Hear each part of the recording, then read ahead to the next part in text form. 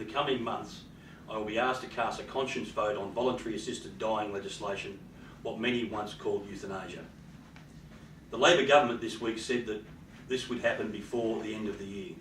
Just a couple of weeks ago, said it could happen in late August, but we really don't know. Last week, a ministerial advisory panel released its report that has been 18 months in the making.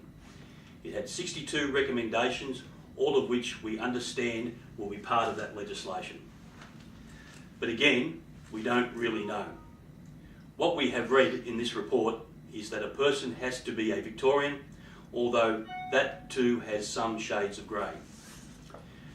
To seek voluntary assisted dying and be likely to die in 12 months, there has to be the approval of 2 trained doctors, a stat dec signed by 2 people, one of whom is completely impartial. That means they are not in the will, not involved in providing care or a family member. There will be a final request from the individual, and then they can obtain a script, go to the chemist and take their life. The recommendations say doctors will have the choice to participate.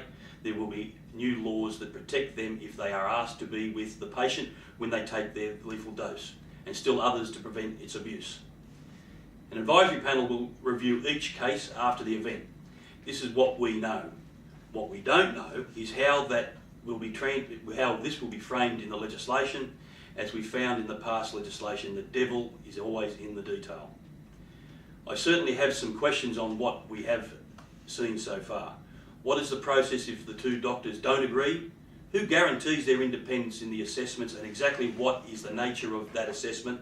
A 1-hour consult looking at medical records with a single cross-border health service. Will doctors, say in Albury, be involved, or is this limited to Victoria?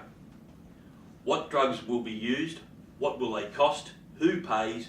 Who will foot the bill for training of doctors and pharmacists in the process, and the additional cost of meeting the statutory requirements? In an isolated country, regional city, town, how does a terminally ill patient access a second medical assessment? Or indeed, the first if the doctor in that town conscientiously objects to assisted dying. So the truth is we really don't know the detail, nor have we seen the legislation. At the same time, there has been an incredible number of requests for comment from media outlets seeking mine and others' views. I would say that is premature. We all knew this debate was coming. In the past few months, the office has replied to countless letters. I have met with various lobby groups, visited terminally ill people who want the legislation to be passed. Next week, I will be meeting with palliative care specialists to hear their views. I'm not sitting on the fence, but I can say that at this stage it is far too early to say yes or no. We need to see the legislation before making a decision one way or the other.